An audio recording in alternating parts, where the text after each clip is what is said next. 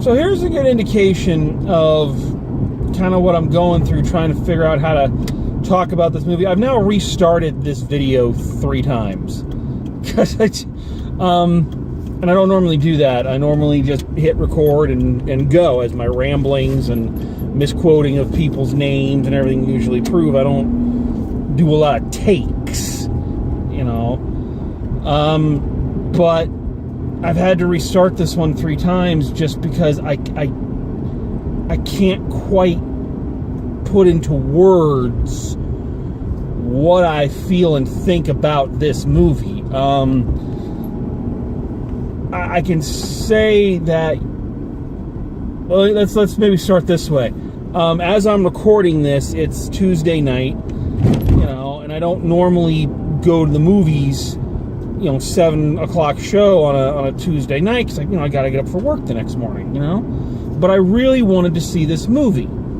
And given I've got a show opening this weekend, and, you know, that's going to take up a huge amount of time, I don't know when I would get the chance. And I really wanted to see this movie, and, you know, timing worked out.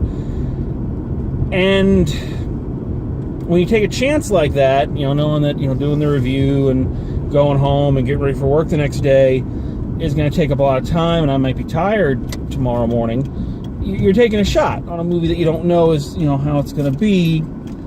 Well, let me tell you, it's freaking worth it. This is amazing.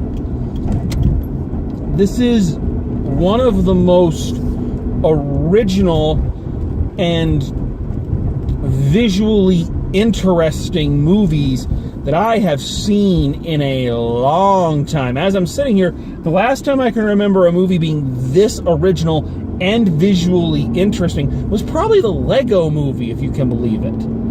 This one is a lot artsier, but the comparison stands. You know, what caught me when I watched the Lego Movie is just how, you know, just so many ideas and so many things, and shot in, you know, in a very interesting way and with a very strong visual, visual concept. And this movie has that as well. First of all, I gotta say, you know, I have a special place in my heart for stop motion animation. I love stop motion, and I love stop motion movies.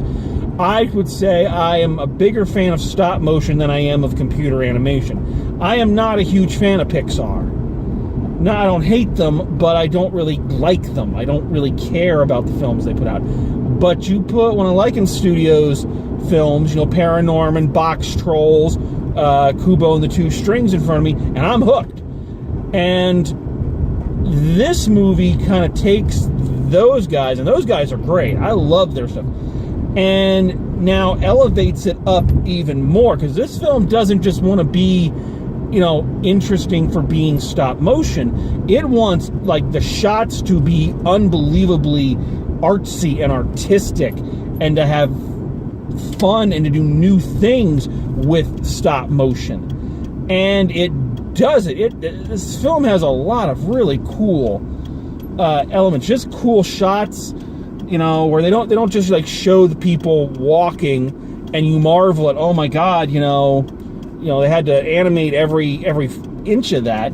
But it's, you have that response, but also with the holy cow, they had to do that with this really cool angle or this really cool extended sequence or something, you know. So the movie is just constantly feeding visual information.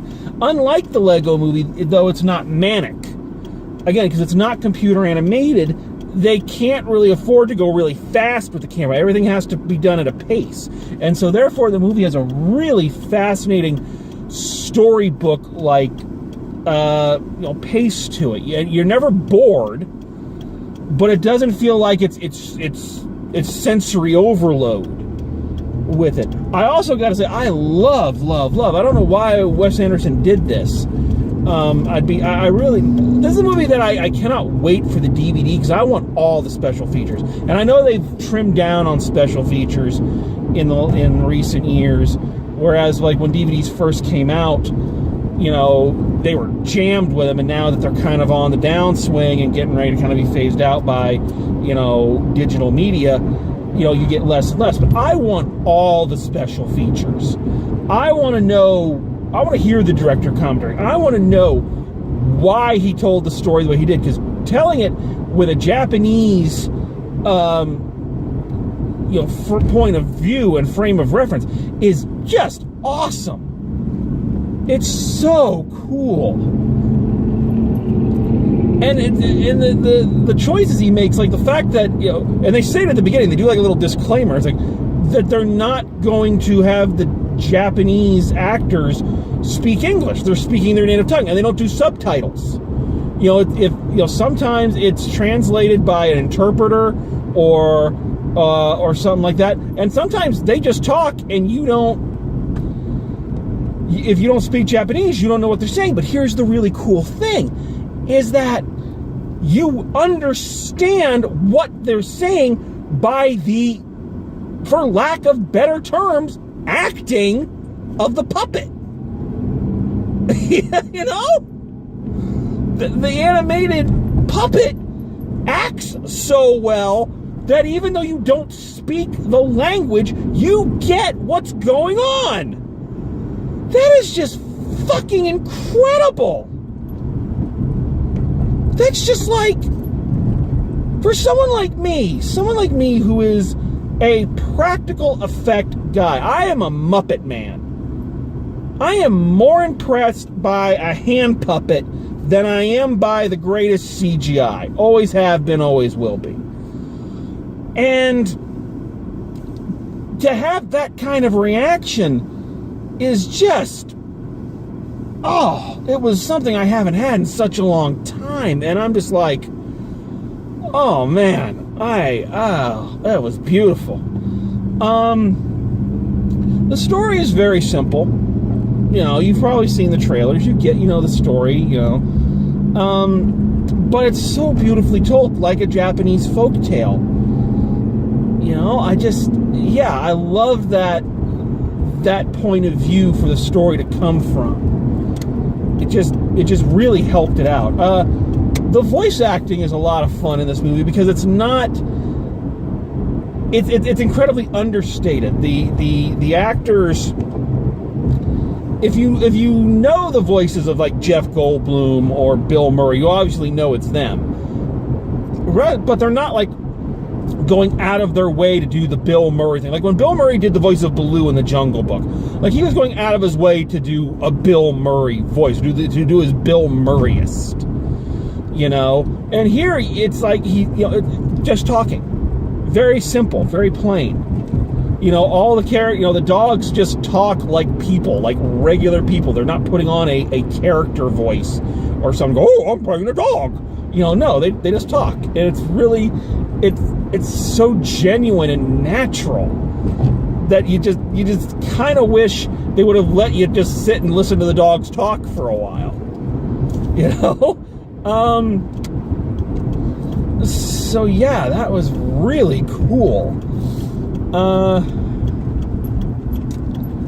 I guess if I had a nitpick, if I had something to say negative about it, is that the story was not as engaging as I would have liked it to be.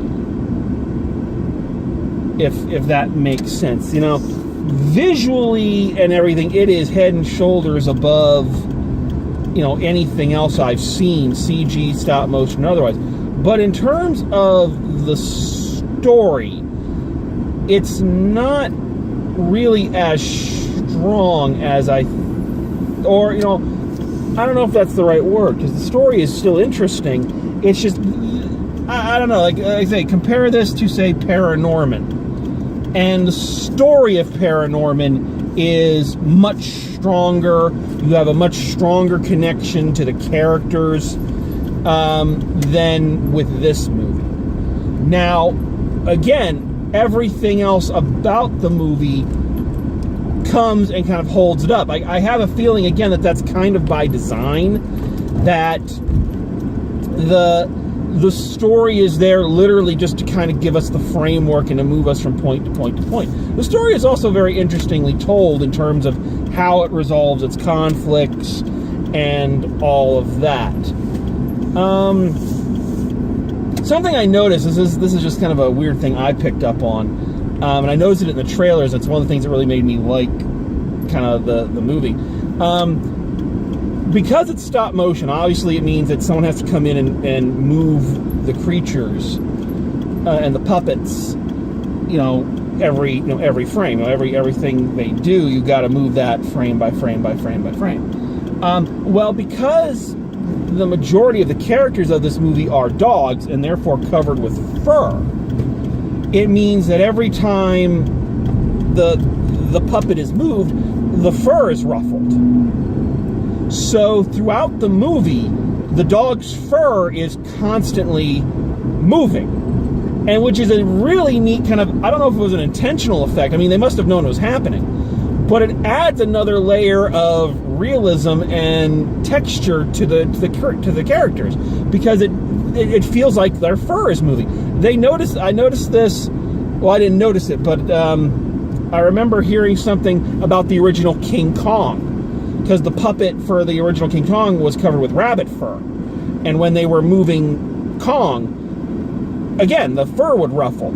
And I remember some interview or something with someone where they were watching the movie and said, "Oh, look, Kong's angry because his fur is ruffling." So it's a neat little byproduct of the animation that gives it a little bit more life, and I really liked it. I liked watching the fur move. I know that sounds kind of weird. But yeah, and again, the animation in this is just phenomenal, and they do some really cool things. There's a sequence that bookends the film with kids playing Japanese drums, and just how they had to animate that. And there's a lot of stuff in here that they animate. They animate a kidney transplant at one point. Guy's gonna die at some point.